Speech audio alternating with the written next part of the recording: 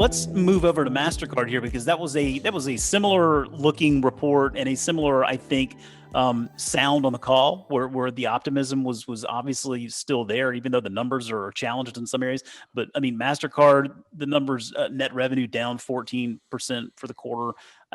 Dealing with a lot of the same challenges that Visa's dealing with in regard to cross border and global.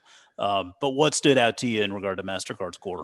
Well, first of all, these earnings calls, like we could just play the Visa numbers again. These businesses are that similar. Yeah. But Mastercard, slightly better in terms of revenue. Revenue was down 14%. My theory is that's just because Visa is more of the debit card king in the United States, and debit cards have lower interchange fees, and they're seeing more debit card activity. Cross border volume was down even worse than Visa's, down 48% year over year. Yeah. Their earnings suffered as a result, down 26%. And both Visa and Mastercard released the consumer spending trends into October by week by week. And we're seeing through October, everything's staying pretty steady. Cross border is inching up. Overall payment volume is inching up. But we're not seeing a giant recovery heading into the holiday season, if that's what people were looking for at this point. Yeah. It'll be interesting. The fourth quarter is going to be key because, on one hand, the virus cases are spiking and people are worried that there are going to be lockdowns and stuff like that. On the other hand, it's holiday shopping season. And there's a lot of pent-up consumer demand. A lot of people have been saving money all year.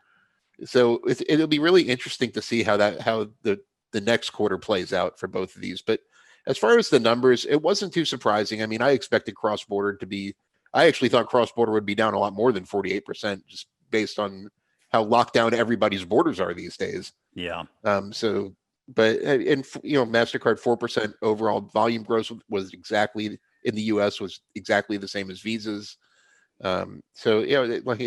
These numbers just show just what similar businesses these two are. Yeah, and I think to your point there about feeling like maybe the numbers could have been worse given the state of things. I mean, I think part of that is due to the way the consumer actually feels about this right now. I mean, I noticed in Mastercard's call, they pointed out some of their own internal research, talking about the shift toward electronic payments. And they noted in the call that essentially 7 in 10 people globally say that this shift toward electronic payments and in more e-commerce like business being done will likely be permanent. And then also that their research showed that about 60% of consumers plan to use less cash even after the pandemic subsides. I mean, on the one hand, I mean, I kind of feel like, yeah, that makes perfect sense. And on the other hand, I kind of thought, man, you know what? It seems like those numbers should be higher. But maybe we're still a little bit earlier on. I think regardless, whatever, it does show you the state of the consumer, where the consumer's head is at this point.